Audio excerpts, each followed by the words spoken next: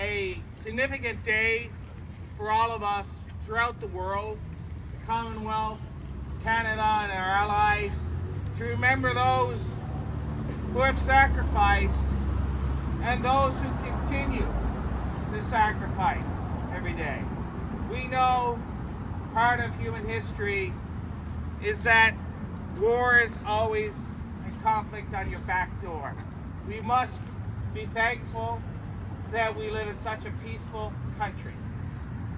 And we all came here, our forebears, to flee conflict at times and to live in a very peaceful nation, and a nation that helps other nations remain at peace. So let's stay true to that. So today's ceremony at 1100 is us in the Westboro community, you, me, former military members, serving military members, come together and bring some story. Remember in our own way, keep it local, and pay tribute to ourselves, because it's not just uniforms that support peace. It's families, it's everyone that's involved in supporting the whole network that secures our nation. So today, what I'm going to do is a very simple ceremony. It's a beautiful ceremony downtown, which many of you have probably all gone to. I've been the parade commander for that one time. Fantastic and formal, but we don't have the people for that. So we'll give some unique stories after, which I'll lead off with after 1100. So we'll have a simple ceremony with myself and a few of the serving members. We'll do at 1100. We'll come to attention. We'll salute the cenotaph. We'll come back. I'll read the naval prayer. And then we'll start what has been a tradition in Westboro for the last 10 years that I've been off and on for. Some of you probably recognize me. But we'll hear your stories of service, your families, past time and current time, support to our nation, Canada, and our allies. Okay? Does that sound good? Don't be afraid to move in. COVID is, well, we've all got our vaccinations. But hopefully that fierce part of the epidemic is behind us. Okay. How we doing, TJ? You got 3 minutes? Okay. Are you going to come up?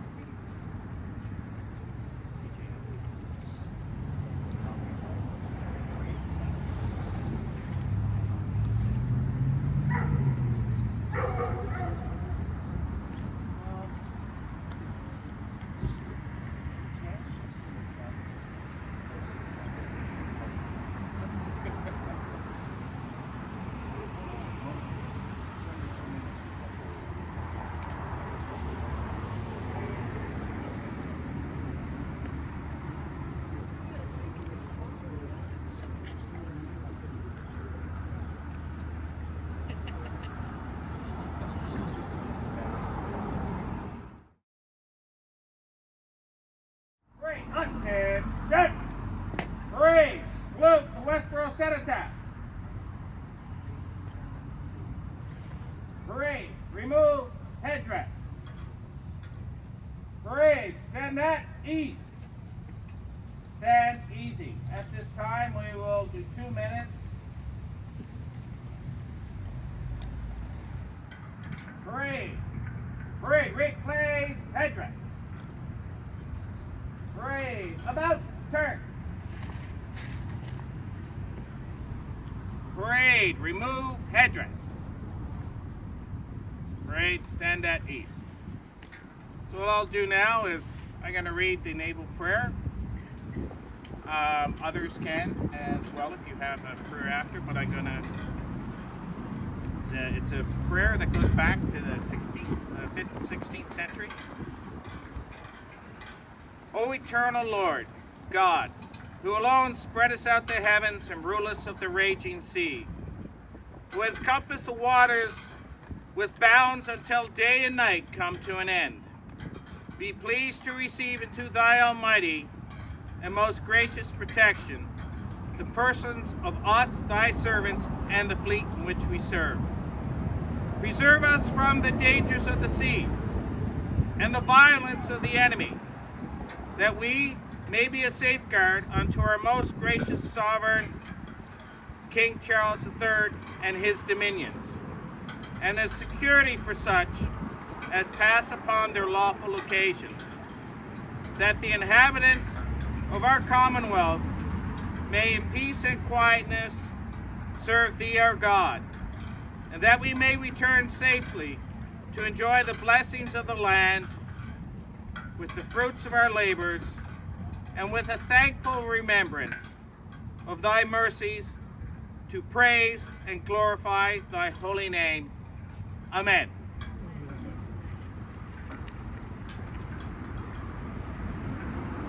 Break. Replace entrance. Turning right, dismiss.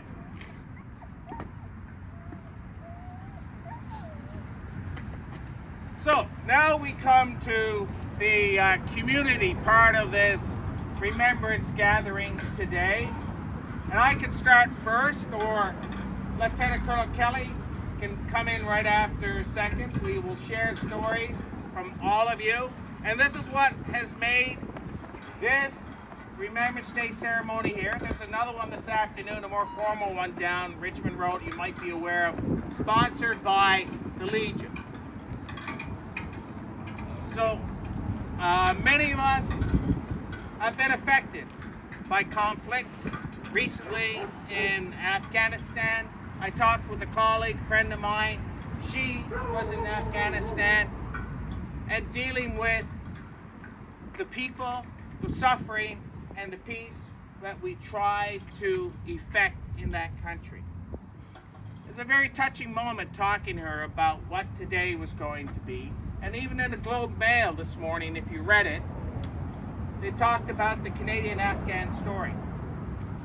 It's a book that's hard to find, but it's our most recent conflict where we shared loss and pain through the joys of trying to help people. And really, when you talk to people, the veterans who've been on the ground, and those who have even worked for me, who have physical damage and mental damage from that conflict, it comes real. And for my grandfather, your fathers, your sisters, your brothers, your family, who've all been through, who may have known conflict. My grandfather was almost killed twice by U-boats in attacks. My grandmother's brother was killed in the fighting in the Scheldt in the advance towards Germany in the fall of 1944. I visited his grave 2-3 years ago when I was up on a NATO conference. What was really surprising, if any of you have visited the cemeteries in Europe, you visit, get to know the Dutch, the Belgians, all those people that we have liberated, saved, or effected. I'm just talking the Second World War, let alone the Korean War. Of how grateful and how real it still is with their ceremonies. And I was in with my wife, I had my uniform on, and I was looking for his grave. There just happened to be a class of grade 5 kids that were there that day. What do? They go out all the time and they pick a headstone and find a story about who that person is, where they were from, and as much they can about them. And they brief the teacher about it after. So I was moving up, and the teacher came. Unbeknownst to me, I didn't know it was a teacher. I said, "Who are you? Are you Canadian?" Well, you can see the flag and the Canada flash. She said, "Who are you looking for?" I said, "I'm looking for my grandmother's brother." And she said, "What's his name?" And I gave her the name. She said, "Just follow me." And then the whole class, all these little kids started to come along with me over to the graves, to the headstone. And they told me, and she said, "Read a little bit about it, you know." So they introduced my grandmother's brother to me. A 10-year-old. Told me a little story about the Canadian 2 Corps that was fighting at that period of time. And he was a signaler. Pretty impressive. We should take that to heart and remember as well ourselves. There's been World War I stories. A friend of mine just went over to Ypres. His grandfather fought in Ypres and survived. Great-grandfather, I mean. But there's plenty of stories out there that are real to us as serving members, our colleagues who have served in Afghanistan, those who served in Korea, those who now still serve in missions all over the world. And especially as Canada, we're making a big commitment today in the next couple of years to the security of Western Europe and Latvia. We're again establishing a large formation, land force, to go along that eastern flank. And it's going to be a significant contribution of money, effort, personnel, impact on families and people. It's not easy here in Canada, the world economy. Pressures, financial and personal. It's a lot different. But anyway, we'll move to Lieutenant Colonel Kelly or someone else, and then we'll start talking about some of the stories. Do you have anything you want to bring there? I just got back from Europe. I've seen the same thing that you did there. And I have been to a lot of remembrance parades on bases at the National Memorial in Afghanistan. But I've really enjoyed the times I've come here to Westboro because of the feeling of community, because of the idea that we are all together in this. Uniform, no uniform, finished with the uniform. All of us are still part of Canada. And to me, that was really special. And something happened yesterday that reminded me of that feeling that I wanted to share with you. A friend of mine who I haven't seen in a couple of years wrote, "Hey, you're an engineer. Can you find someone who could write a short paragraph to be read at a church in England?" The church had been destroyed in the fighting during the Blitz. And the Canadian engineers, while they were stationed there waiting for D-Day, they had worked to rebuild this church. And the reverend who now preaches there and his congregation were looking for a word from the Canadian military engineers about that. And I got to help make that happen. That led to me the idea, what I put in that note, about both the sorrow of Remembrance Day, but also an opportunity to remember the bonds of fellowship that were built between people from the same country but different parts of it, between countries, like this example between us and that church in the UK, and even between nations. The bonds that were forged at that time have grown stronger, and we work together to look for and often find peace and betterness in the world. There was an opportunity for me to see Remembrance Day not only through the lens of tears, which it's often meant to me, but also through a lens of hope. Thank you. Probably 3 years ago, she talked about when she was a child in the Netherlands during the fall offensive, which my grandmother's brother died in. But anyway, the occupying military, the Germans, had billeted, meaning soldiers were living in their house. And that was quite common across occupied territories. And so they knew the Allies were coming. They heard the fighting, the shelling. The German soldiers would run off, they would come back and they'd go, "Oh no, I guess the Allies are not defeating them yet." And so they would go down to the basement and hide. Next time they heard the fighting coming really close, and then the German soldiers went off, and they were downstairs, and there was shelling all around. The window blew through, and then they heard the boots come to the door and slam, slam. They go, "Oh no!" They were hoping it was going to be the Allies coming through, and it sort of then it silenced a little bit. The door opened, and they said, "Oh no, they're back." But then all of a sudden, they heard a few more boots. And they came down the stairs, they were frightened, they didn't know what to expect. And then they heard the word, "hello," an English voice. And she said they were overcome with joy, relief, that the Germans had not come back. And that was the start of that liberation that went on. And then there was my last funny story about, it's not a funny, that was a heartfelt story, but it's a little bit of a funny story about a young lady in the Blitz in the UK, and she was here, and she talked about how it was the son of the daughter during the Blitz. So the daughter, like any kid, they used to love to watch dogfights, fighter planes going overhead. It was dangerous, but people are drawn to that.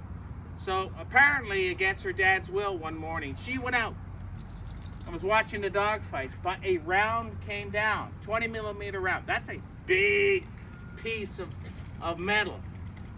Hit next to her and knocked her down. Her mom found out, got really upset. Her dad dealt with her even worse. However, that little girl kept that round. And then when she was passing away and they did the reading of the will, the family was sitting around, but they had a real challenge. They said, the last item from mom is here. They go, what's that? Who's going to take the bullet for mom? Right? So there's some character. You have to live and enjoy the life we have. Anybody else have a story? Anybody else want to say something? This is your time. Come on up. I was too young to be in the service, but my brother John was 17, but he worked on a small boat on the Ottawa River, and at first they told him he couldn't enlist because he was too young. So he went to another enlistment places and told them he was 20. And that he was a stoker on a boat in the Ottawa, so he could join the Navy. And he was on the Corvette Baptiste in the North Atlantic. And in the winter, they would get ice covering the boat on the wires and on the decks, and they had to go down to Bermuda to let it melt. Well, he was down to Bermuda for a few days while it was melting, and another Canadian Corvette was tied up beside him. And he was sitting out in the warm air one night playing his mouth organ, and the guy on the other Corvette said to him, "Oh, I really like to hear you playing that mouth organ. I left mine at home." And my brother said, "Well, I have two. Here, take this one." So the next day, that Corvette went up to the North Atlantic, and a day or two later, there was an announcement on the Baptiste that Corvette had been sunk and all hands were lost. So my brother's mouth organ is in the North Atlantic. But that was one of the stories he told me and impressed me. Thank you, sir. Wow. Thank you. Great one. I've just come back from Sicily and I visited Avila, which is one of the grave sites of the Allied invasion of Sicily. There are over 460 people, men, women, buried in this cemetery. I've also been to Gallipoli in Turkey, and the thing that always strikes us about these cemeteries is the age of the soldiers. They're in their 20s. They're not in their 50s. They are very, very young men, and it is a tribute to them that we come every year to this modest but incredibly important ceremony to celebrate their contribution to our freedom and our ability to live our lives as Canadians. We must never, ever forget. The other thing that always strikes me is that the cemeteries are immaculate. They are so well tended by the people, no matter what the country, whether it's the Dutch, whether it's the Italians. And the Italians were not our friends for a while, but they saw the light and came on to the side of freedom. So thank you to everybody. My great uncle died at the Battle of the Somme.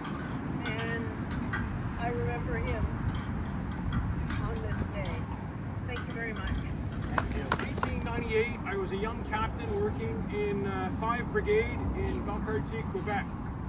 My girlfriend, the tall blonde over there in the blue beret, was assigned to a 6-month rotation in Alert, which is as far north as you can go on Canadian soil. So she was very much looking forward to getting back to society, and I suddenly was told that I was going to deploy to the Central African Republic.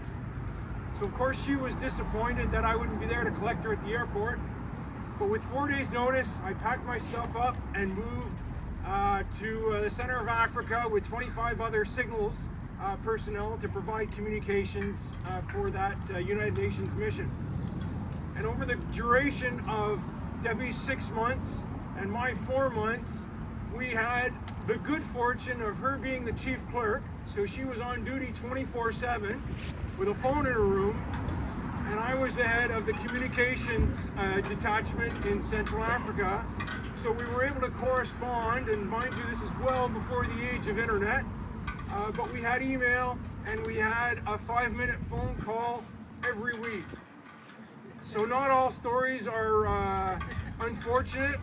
Debbie and I have been married now for 22 years, and I'd just like to say, as a retired member, it was a privilege to serve, and very important to remember those who have come before me and after me. Thank you very much. What'd you think before? You never know. It could be the Korean War or the Afghan War, right? Anyways, I just want to tell you this because he wasn't on the front lines. He actually volunteered when he was 18 for the Merchant Marine, and then he heard about this thing called Ferry Command, so he went over to Ferry Command because they paid more money. And what happened, they brought planes over to England and to Europe that were built here. That was their job, and they come back on boats. But on this occasion, came back on an old plane, I guess that wasn't of use anymore, and it crashed in the water in late October off of Greenland, just off of Greenland, and they just got out of the boat in the dinghy, and they could hear the icebergs crashing and banging around them, and they got to this rock outcrop, and they were on it for 10 days, and they almost died. At 10 days, they had nothing. They had a few little chocolate wafers, that's all. And they were on it for 10 days, and then it was the last boat of the season that came through, and they saw it. It had been socked in cloud the whole time. The sun just came out. This American fella came out on the deck, and they had a heliomere, and the sun just came out. Well, he was just happened to be out there because it was really cold. It was the end of October, and they were, by the luck of it, they spotted them. So they came and got them with machine guns because they thought they were Germans. So they came, anyway, they were rescued, and it was, the point is, you don't have to be in the front line to have paid your dues or whatever you want to say. Okay, so that's just anyway, that's all. Yeah. Okay. Right here in Ottawa, there was a parachute assembly area, and there was a lady here one year and said, hey, her parents work there putting parachutes together for our parents. Yes, as I said, it takes all of us, family, production, war production, everything to keep things going, right? But what was mentioned about the Air Force, and there was a good article about the Navy today, but I think the Air Force as well was reflected. And we have a lot of data about World War II that's open, but how young they were. The average age was 22 in Bomber Command. There's about 55,000. Half of them were killed.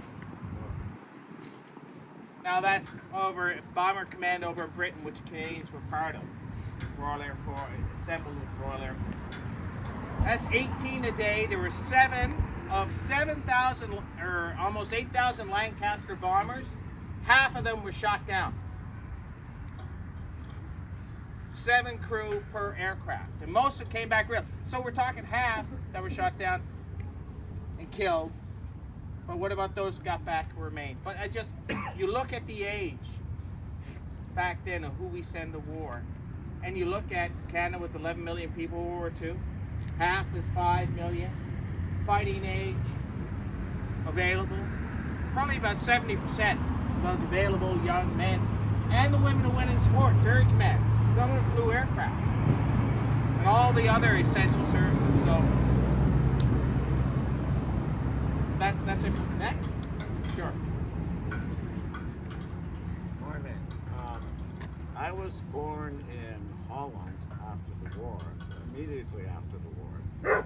And I grew up with a lot of stories about the suffering that my family endured during the war. The hunger winter, my mother's family being carted off to concentration camps, and a lot of other trauma. And I grew up with stories about the liberation, and that has really stuck with us. And it was the reason why we came to this country. So there's a gratefulness to this country. I don't know how to describe it. It's just so full for what Canada has done and for what it has offered my family. Thank you. Thank you very much. I don't come from a military family. At least I wouldn't describe it as a military family. But my brother uncovered. Speak up. Sorry. My brother uncovered some documents from the National Archives that related to one of my father's cousins. His name was Gordon Ernest Pratt. And he was born in 1921.